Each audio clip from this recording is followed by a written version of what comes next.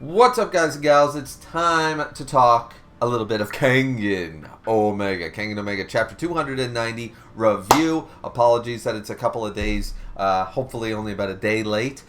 Just getting really busy at work and stuff. But Chapter 290, thankfully, was it a super impactful chapter? No. And did it go the way that I thought and that maybe other people thought? Probably not. But I will say one thing. I really liked the chapter. For the most part, and it all has to do with the treatment of Sekibayashi, right? So I want to talk about that for a minute, because realistically, this chapter can be summarized. I'll just summarize it right quickly. They spar. It's not a match. I don't know why we all got so excited, myself included, thinking, oh, it's a rematch. It's like, no, he's there to spar and practice his moves and stuff. That was the point. He's practicing. They're sparring. They're training. They're not having an actual match. You know, Seki went a little hard. So did Ohma and stuff. They were using some of their moves, but the point of that wasn't to have an actual fight, like 6-7 chapters long and stuff. So I got it into my brain too. I'm also at fault. But when this chapter came out and I read it, I went, okay, this is actually what it should be, and it is the right direction. So they do this. Seki figures out some of Ohma's weak points in his new establishment, the basis of principles, so to speak, and and Seki is also praised here and stuff like that. So we see a little bit of that, a little bit of back and forth, some chatter about it, and of course everyone ringside is very impressed by not only Ohma but by Seki himself. Obviously, two great characters. And then the chapter ends out with Shen and Yen walking through a parking garage, and boom, there is the consecutor. What in God's green earth is a consecutor? I'm assuming this is an actual title and word. I didn't bother to look it up, like in the dictionary beforehand. I'm going to assume this is an actual thing. I've never heard this term, title, whatever. It's lawyerish sounding. Oh, I am the consecutor of the will and welfare of said people. Like, I can see it being a word. Why that epithet? It's just kind of weird to me. I don't know. But anyways, and to summarize just that part really quick, since, you know what, fuck it, I'll talk about it here, then we'll talk about Seki, because that's the important part of the chapter. So, he basically ambushes them in the garage. He's like, all right, hand over your memories, sort of idea, right? And he's like, I'm tired of being the consecutor. I want to be the connector, right? Okay. Now, I know that he said, because I did see, I know that he said that they were going to bide their time, wait for the opportune moment, all that kind of stuff, and this looks like it's totally against the grain because he didn't wait at all. I think this is a part of the plan, though. It's all part of the plan, Dark Knight style.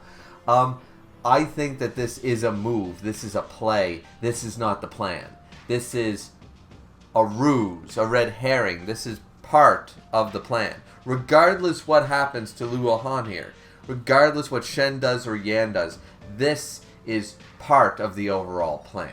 Now, I'm not going to give Luohan credit like he's Light Yagami and setting up one of the most elaborate plans in manga. I'm not going to give him that. I'm not giving him Bloody Monday. I'm not giving him, Death Note. I'm not giving him that level of conniving, of intellect, right? I'm not giving him that.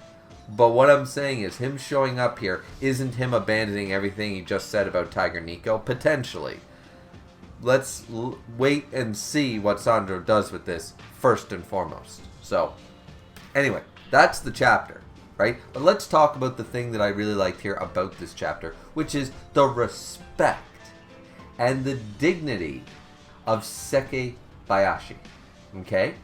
Because we all knew, all right, and it's going to sort of bleed into power scaling a little bit here, but not in a bad way, not in a toxic way, okay? But I think we can all come to the agreement that Sekibayashi was never, no matter how many chapters of Ashura you read, Sekibayashi was not at the top of your list, was he? He was never the top of S tier, A tier, whatever you use as your top benchmark. He was never there. Was he even in that tier at all? Maybe for some people. Can't obviously know everybody's lists. But for the most part, I would argue he was never an S tier. And he was never exactly presented to be an S tier. However, the fan base, myself included, loves Seki. I don't know anybody who doesn't love Seki. And we talk about gatekeepers, right? To A tier, to S tier, to B tier, right? We talk about these gatekeeper characters and their position. The good thing is about Sekibayashi is that is it because he's just beloved by the fan base? Maybe. But he is much more than a gatekeeper. He's a benchmark. And a benchmark has a much wider, because he's not a goalpost or a gatekeeper. It's not just one chain, one gate, one door, one pylon. He's a benchmark, a general benchmark. His arms are out wide. He's not a single stick in the ground, right? So he's more than that. He's a benchmark because, have you not noticed, he fights against people in all the tiers. And depending on how well they do against him, whether they win or lose, or it's a tough fight either way, it's always impressive. It's almost universally been the fact that, Cao Pang finally got a win against Sekibayashi. And the way that was done was, Seki has always been, that establishes Seki has always been stronger than Cao Pang, but Cao Pang's tenacity, he finally managed to win, meaning Cao Pang has simply gotten stronger. It's not a nerf to Seki. It's not a bad thing for Seki. It means that Cao Pang has improved, right?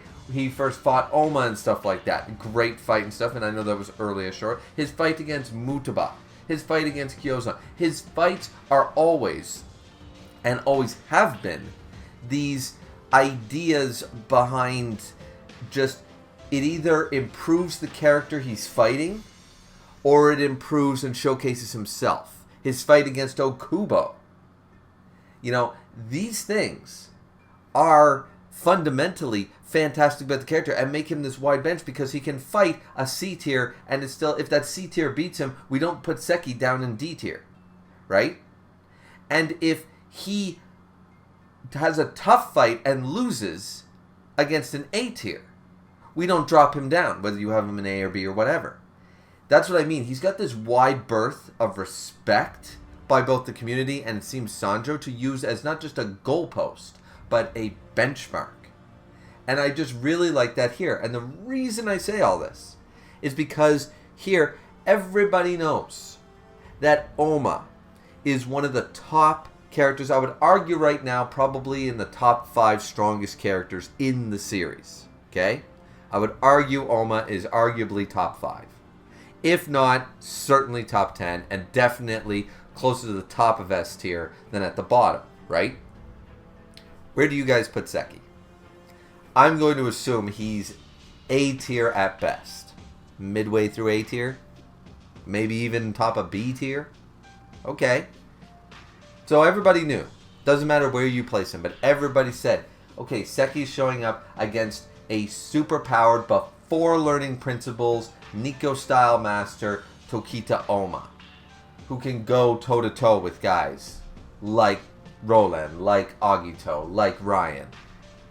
Seki, at this point, doesn't stand any chance anymore because he hasn't been getting, and there is a moment, and I like this, about him saying, I'm over 40 now, like, give a man a break. Even I have stamina issues, I'm over 40, you young bucks, right? And I'm like, yes, real world proportions speaking there. No matter how much Seki trains and stuff like that, his body is older. He beats the shit out of his body all the time. Age is going to affect him and catch up with him. Similar as a football fan that we know, a quarterback's lifespan is far greater than, that's why all-star quarterbacks can play into their late 30s, sometimes into their 40s, but a running back probably has about a good 5 to 7 years at best as a running back because they beat the shit out. They're playing the same sport, but a different position where their body gets beat up a lot more, and eventually, even in your 30s, you can't take that kind of abuse anymore. No matter how hard you train, no matter how good you treat your body like a temple, it's eventually going to happen. So they bring that up. I like that too. But here we knew that Ohma, without the principal stuff, Ohma at chapter 50 when he came back, or whatever chapter it was, when he came back into Omega, he would beat Seki. No question. End of Ashura beats Seki. And that has never been a question. It's not a super difficult fight either. However, Seki is, as Jose here says, is this very creative, imaginative fighter. He's been the amount of experience of being over 40 and not only fighting in wrestling and stuff like that, but fighting in Kengan match and Kengan match and Kengan match and stuff like that, and all the underground fighting and stuff. Seki has a world's level of experience that allows him to his adaptation and his imagination is as a fighter is right up there with all of them, because he just has that raw level of experience that you just get by not only fighting, but by years of it. So I just like the fact that though we knew that Seki was never going to beat Ohma before Principles, and this new Principle stuff that Ohma seems to be getting a very good handle on, it's like Seki should be annihilated. Seki should stand 0. No chance whatsoever. Right? But look at what happens. It's a level that I just did not expect to happen, but I'm so glad the way it does. He shows up, Hell's Angel, yada yada yada. Everyone's chatting, and Seki goes for the head, and the same thing is happening. Almost like, okay, he's doing the chops, he's doing the stuff, and Seki's hitting him, and it's all being diverted. It's the ultimate form of redirection kata and stuff, which I've constantly said, that this is simply, Principles is simply taking the principle of redirection kata, of the flow of power, which is Ohma's big thing, and it's just bringing it to the next level. It's taking it beyond what the Nico style's mastery of redirection is, and it's just bringing it up to a master level. It's bringing it up to a beyond master level. That's all it is, because he's just dispersing the damage. And it's like, okay, but he's doing it at this insane level with almost no movement and stuff. It's insane. So finally, Seki realizes, oh, wait a minute now. Something connects. After a couple of hits, he's like, all right. Boom, and all of a sudden we hear the actual impact. There's an impact. And he gets it. It's an open palm. So there's at first he was karate chopping, backhanding. Then he uses open palm.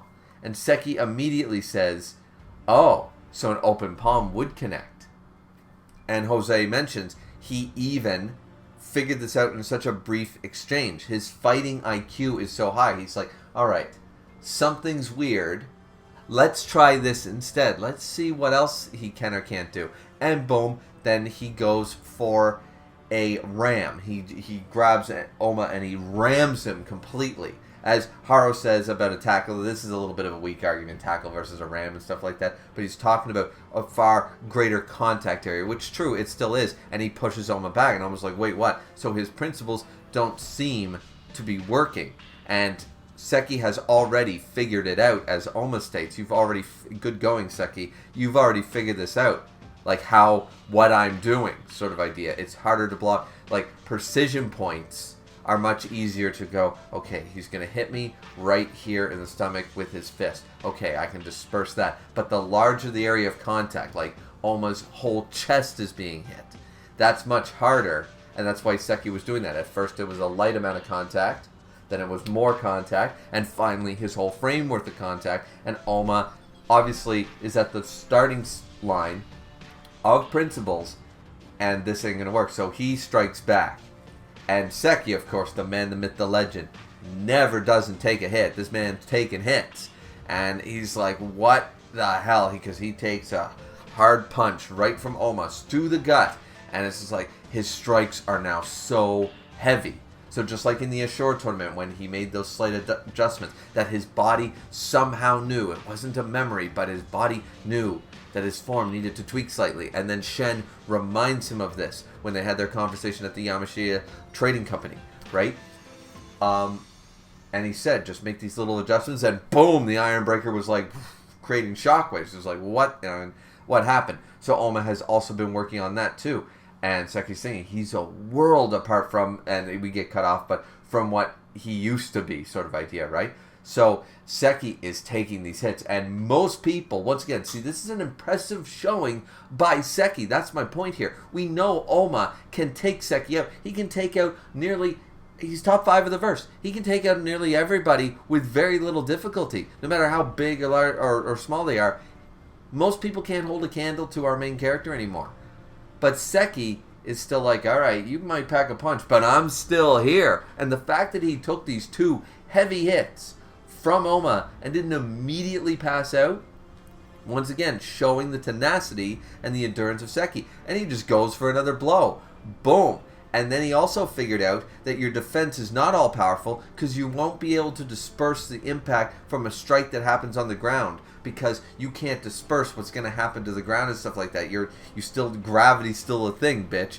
So I'm just like, so Seki has already, like, figured out this principles, this baseline principles concept, this defensive, this all-out defense concept, and he's poked now 2 holes in it already, just by taking a few hits and stuff like that. Now, and then once again, the more respect. Seki starts to grapple him immediately. What does Ohma do? Weeping Willow. One of his classic moves, Weeping Willow. He uses it, the redirection Weeping Willow, and Ohma remarks, sorry, I had to resort to the Nico style, but I know I still can't match you in grappling, so I had to sneak out of it.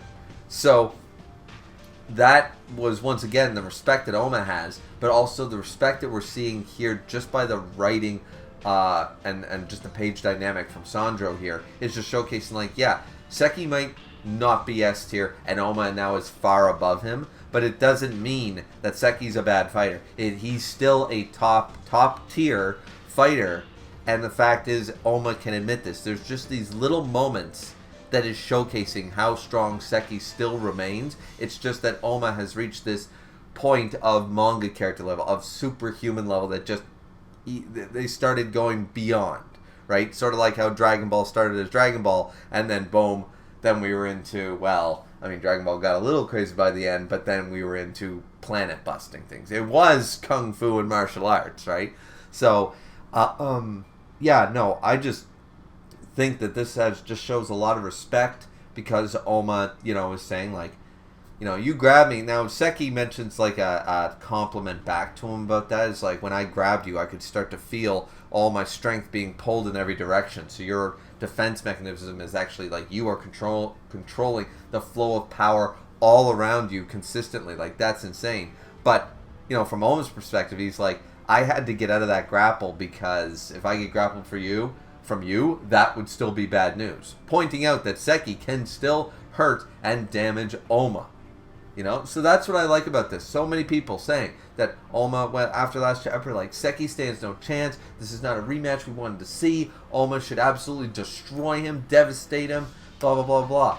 And this went a totally different direction, but a very believable direction the way it's handled. Ohma is still clearly dominating, but Seki is putting up more of a fight than A-tier gladiators like Jose, and Haro with all his power behind him. It doesn't matter. Seki has not just the power and the strength. With Jose says him and Seki are match to match apparently in overall strength. They bench the same sort of idea, right? They lift the same, bro. But Seki is the far better fighter overall.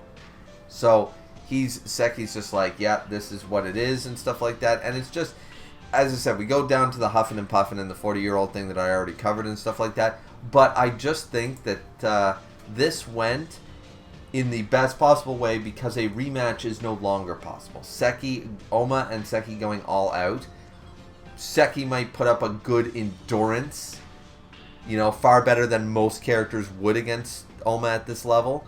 But Ohma is still going to defeat him handily. There just is no rematch to be had anymore. So this is the best way to keep the dignity and the respect for Sekibayashi, but also show off just how powerful Ohma has become. It just, in my mind, was an incredibly well-balanced way of giving respect to both characters and not nerfing anybody. Not making Seki look like a weakling, and not making Ohma look like he hasn't grown very powerful. Because from what we understand, Seki has not advanced as far as some other characters have. He has not grown like Gao Lang or Cosmo or Sao Pang, right? Seki has basically stayed at the level. I would argue maybe he's moved a couple slots, but whatever tier you put Sekibayashi in Ashura, he's still here in Omega. I don't think he's moved very much from his original tier. A respectable near the top of B, I guess. Maybe low A. But I haven't done that, a power scaling tier in a while, so I'm not sure exactly where I rank him, but I would argue he's up there somewhere. But I don't think he's moved positions very much in the entirety of both mangas. I don't think because he was already in that class, and he has just remained in that class, a respectable level. So, anyways, that was just my thoughts on the matter. It was more of a Seki discussion here, but it just goes to show you, like sometimes Sandro can write a well-balanced character chapter without shitting on one character to bring up another. This worked. This was really well done, and I just wanted to, hammer that point home. So, anyways, that's it for me, guys. Sorry once again how late the review was. Hope you guys still enjoyed. Don't forget to like, comment, and subscribe, and we'll see you guys back here for chapter 291 of Kengan Omega. Looking forward to it. Hope you guys are too, and have a good one. Sayonara.